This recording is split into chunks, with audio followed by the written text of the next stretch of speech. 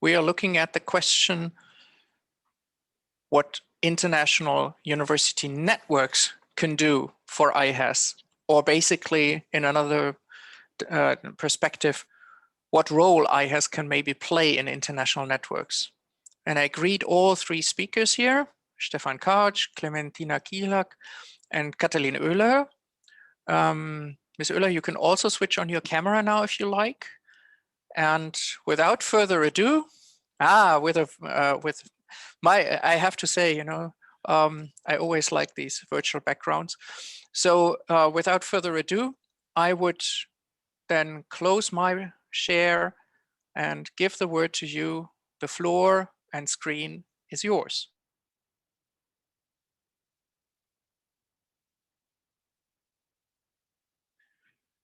So, hello, dear colleagues. Hopefully, technically everything is okay, and you see our presentation. Fine. That's assuring to know. Yeah. So, we would like to present you our experience of a network doing the third mission. So, our network is the Central Network. This is a Central and East European network, but before this, I'd like to introduce our speakers today. This is Clementina from the University of Warsaw. She is responsible for the short-term exchange of students and supervises more than 1,000 of them. Especially all the routines and processes have to be supervised by her. And we have Katalin here. She's from the ELTE University, and they're a project manager and especially in strategic partnerships. And all of us three, my name is Stefan Karsch, I'm from the Humboldt-Universität of Berlin. All three of us do represent the Central Network. And we'd like to share with you our experience in the third mission work we are doing in this Central Network. So our main question is what a benefit might be in a network doing third mission, in contrary to one single university doing it. So what we like to present to you are a short description of our network to give an impression of what we are doing. We will describe some of the individual initiatives of all our three universities concerning third mission, and then explore a bit our work in the third mission within the Central Network. Have some words about the digitalization, the new situation we all know about, and the third mission, and hopefully we'll have a lively discussion after that with you. That's what we are trying at least to discuss with you. So the Central Network, this is a strategic partnership network, but not to be confused with a Erasmus Plus strategic partnership network. This was inspired by the DAAD, who launched a call about the strategic networks in 2014. And Humboldt decided to apply. And it was our decision to choose some partners. And after some discussions, we decided that we will have our Central European partners in this network as potential and real strategic partners. And from 2015, the network was funded by the DAAD, first of all for 4 years and then additional for 2 other years, with €1 million for 4 years, and then half of this amount or a quarter of this amount for the next 2 years. So we are 5 of us, the 3 universities presented here, plus the University of Vienna and the Charles University of Prague not being here. So we had 6 years of DAAD funding and going to prepare a second phase. This starts right from the next year and will last, we do not know, probably forever, without additional funding from the DAAD, but with funding from our own university funds. And we changed, of course, the formats a bit. We started in the very first years with projects who were conceptualized right from the beginning to the end. And we changed this format a bit to other tools and workshops in the second phase, or in the 2 years coming after that. And in those few years, we already began to have a more clear focus on this third mission, because we felt that the impact on society have to be part of a network of this regional focus we are. So that's what is coming now, that we conceptualized the network completely new, or almost completely new, for the upcoming years. And third mission will be a real part of this network. So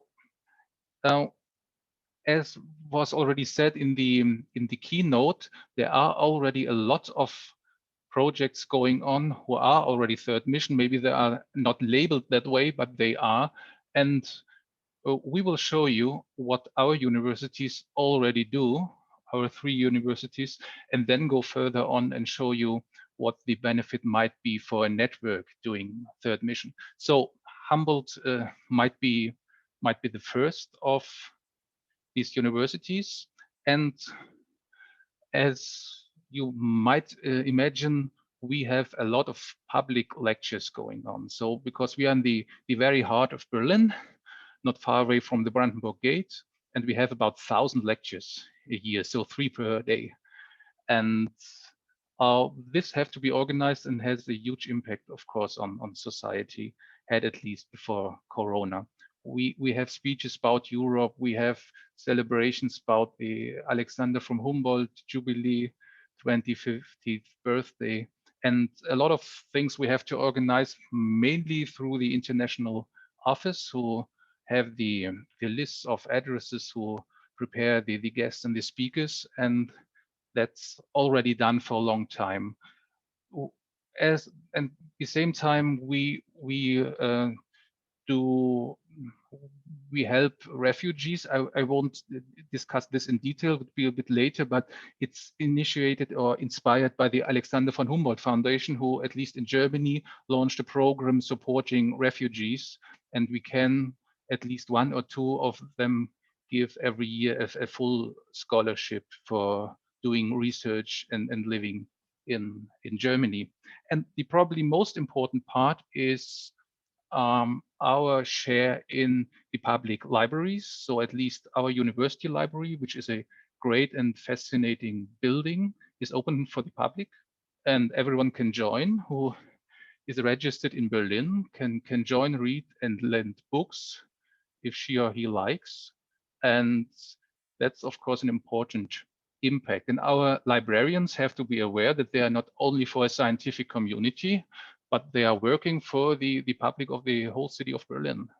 That's quite a special situation. And of course, Humboldt does concerts, does exhibitions. We have room for that. And we do invite the public to all those events. That's what Humboldt is doing already now, or did, or does beside the network. But now we will switch to our other universities, our other partners, and they will tell what they did already or have done already. So thank you. And it's Clementina now taking over. Thank you. Okay, so as Stefan said, the third mission is important for all of our universities, and it's always been like that. But now I think we can all agree that view of higher education institutions and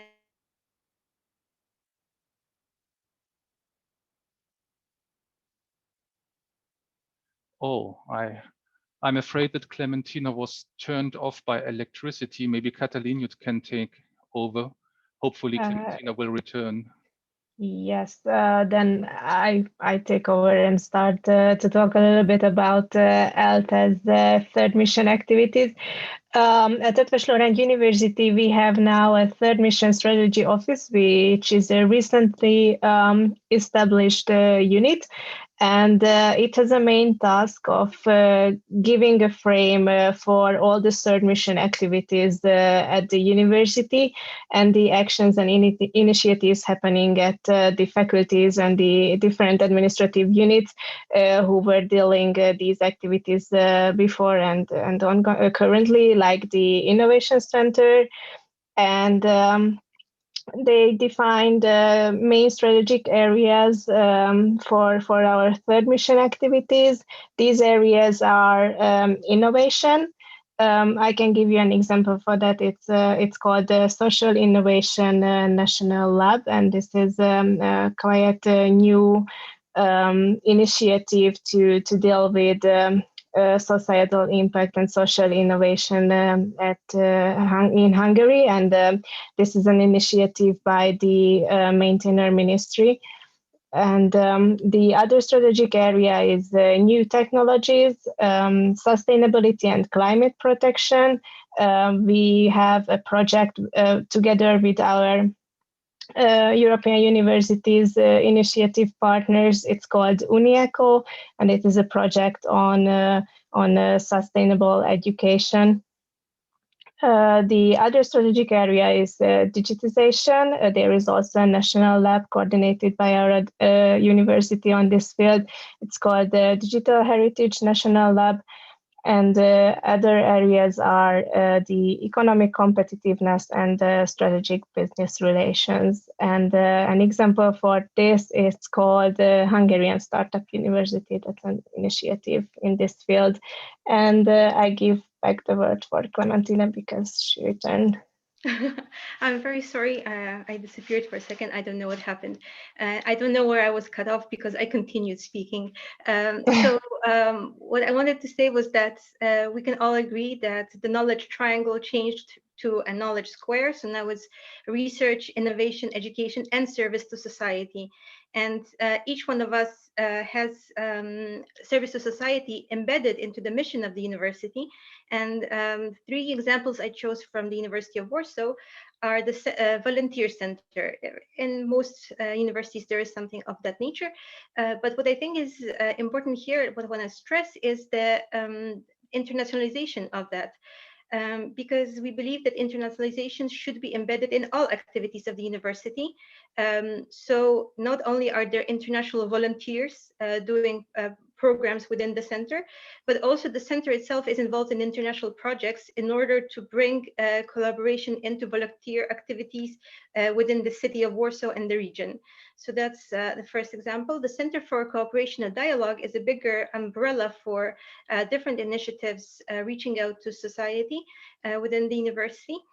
And probably something that is the most obvious in terms of serving society is knowledge transfer and distribution of information, which now is especially important, first of all, because of the growing number of cases of fake news, and giving society access to information that is correct and based on facts is also one of the vital roles and missions of higher education institutions. And presenting information also in ways that can be absorbed by majority of citizens. And for example, one example of that is modeling regarding the COVID-19 pandemic. One of the institutes of the university created models and forecasts how the pandemic will develop in the country, and presented it in ways that were suitable for everyone to understand. So those are the main ideas I wanted to present: the international aspect, the dimension of individual projects within the university.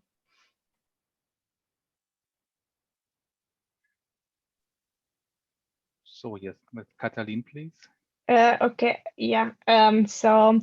Exchange of good practices is a crucial element of our cooperation, and we gave some examples to you what we were doing in this field. From the beginning of the cooperation, for 4 years, we organized staff weeks for employees of the university, and the goal of these staff week is to include colleagues from the university administrative departments more strongly in the field of internationalization. And each year we try to choose colleagues or units who are not as involved in these in these activities, or not as many staff exchanges or staff weeks were organized for them. And two of these programs were really successful, and it is somehow connected to the third mission activities. In the first year, we organized the staff week for the colleagues of the university libraries, and it was a really successful event, and the colleagues had the opportunity to share good practices and talk about open access, digitalization, digital infrastructure, and digital publication, and also accessibility of research findings and the operational procedures of the libraries. And the colleagues of our university libraries really like this staff week, and they maintain the cooperation after, and they continue to share their good practices. And the other really successful staff week were organized for the colleagues of university museums and collections. It was a really valuable event for them, because they really don't have too much opportunity to participate on exchange programs organized for them. And they had the opportunity to share their experiences or good practices on their activities for the society and societal impact. And they also talked about the possibilities or possible activities of these museums and collections nowadays. And so I mentioned that Central is a great way to exchange information on societal challenges, and it's a great opportunity to react on them in real time. And an example for this from 2015, when there was a big migration situation in Europe, and every university reacted on it somehow. Central for us was a really good opportunity to share our experiences on them. And for example, Humboldt University shared their initiatives, Refugees Welcome initiative, as an example on how we could react on this situation in that time. And other example for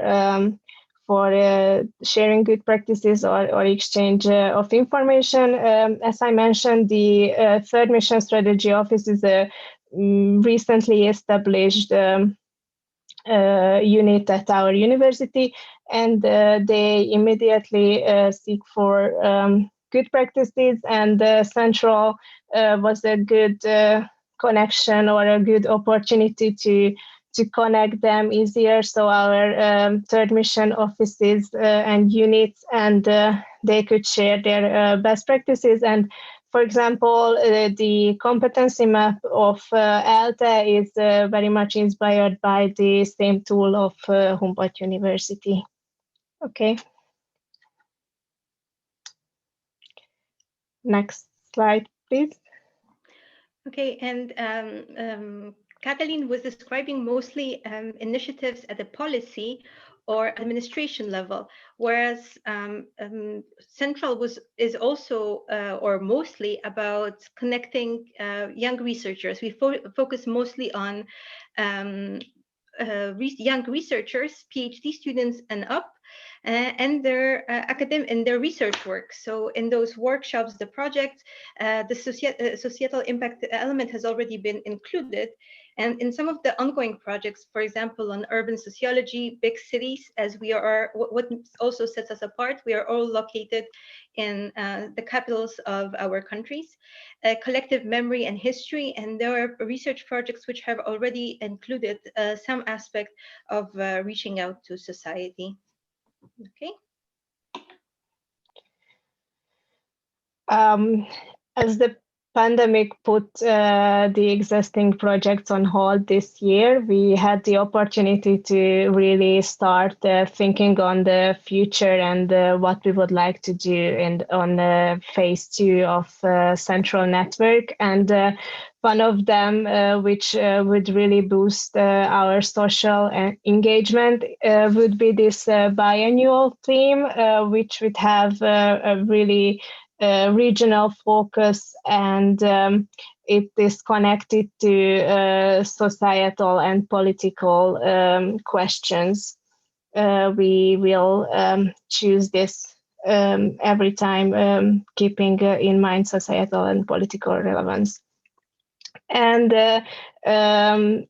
to boost public outreach through joint initiatives, we will organize under this theme, for example, online lecture series, and we can involve more people in the initiatives of Central. And while we are organizing our activities, we will keep the focus on the Central European perspective, because this is what really defines us and makes us unique as a network, because we share our history, and we have really long-standing bilateral and multilateral cooperations, which give the basis of our Central cooperation. Okay. Okay, and the pandemic got into our way, in many aspects, and hampered some of our activities, delayed projects, and caused a lot of havoc in our daily lives, as for everyone else. But some things can be transformed into positives, and that would be, for example, the fact that due to the pandemic, we have to change the formula of and format of our lecture series. The Central lecture series, which were devised as public lectures, will have to be moved to the internet, and this way we will actually be able to have a wider outreach and allow more people to take part. And the idea is to not keep it just to the students and staff of our partner universities, but also to give access to the general public to our lecture series and to the activities that will be carried out online.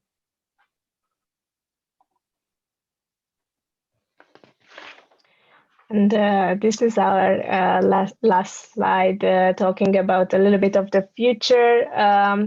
As I mentioned, we are still working on joint project and have discussions on how we will cooperate in phase 2.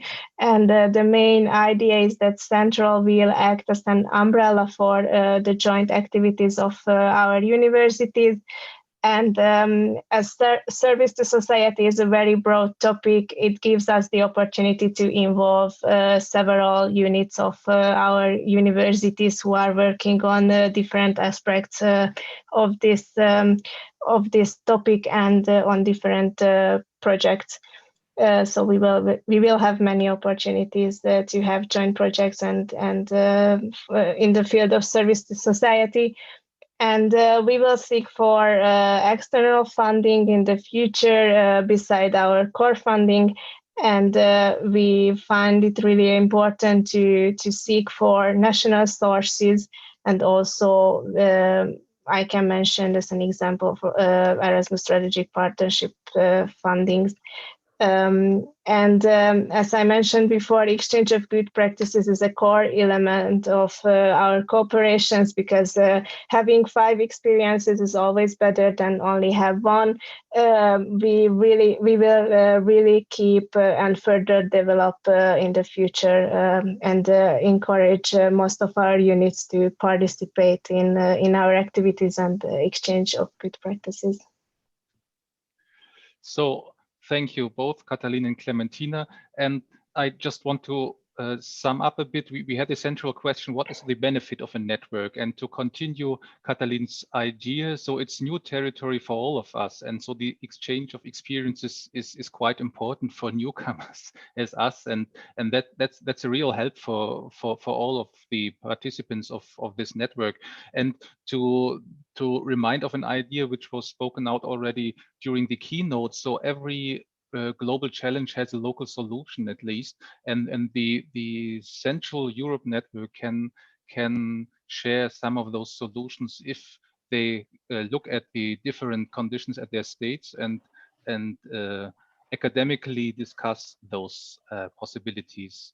So every problem has simultaneously a national and international dimension, and that's the advantage of a network. It can be combined. Thank you very much. If you have questions, feel free. I will. And I think before there will for sure come some questions, and you still have a few minutes for that. But one question I would have to you. Now we've seen in the European University Initiative quite a number of networks or alliances, more correctly, who came up even explicitly focusing on the societal perspective of their work. What would your network and your project, as somebody who worked on this issue now for some time, what would be your, let's say, two main recommendations or the main recommendation to these networks? Because we will see that there will be huge challenges for them all over. What would you say? What is the main thing they have to take care of? Maybe I'll start. That's society now is a service to society is embedded in all our missions, and of course each university should carry it out on their own and also within a network. And the Commission encouraged everyone to address the main issues that Europe will be facing in the near future or is facing already, and the aging population, diseases. So networks have already chosen their themes, and I think what is important is to always try to find means of reaching society and keeping the society or the community around the university informed of what's going on, because we are not islands in the sea. We are parts of ecosystems, local ecosystems. So each network should also try to communicate in a way that is accessible to society at the local level for each university, and and at the European level as well. So to always keep in mind who the addressees are, the addressees of information. And I mentioned here the struggle during our presentation, the struggle with fake news, and now with all the Corona skeptics and all those different issues that are arising that are also threatening our societies. It is important for universities to keep that in mind, that it is one of our responsibilities to educate and to spread correct and factual information. And I'd like to add, it is useful in any case to be very careful in making solutions comparable or conditions and solutions comparable. So you have similar, but in many cases, different situations and settings and different solutions, but it is worth trying to make them comparable, and that's what a network can do. Thanks very much. If there are no further questions coming, I still have one. And that is, what would you do entirely differently if you could start again?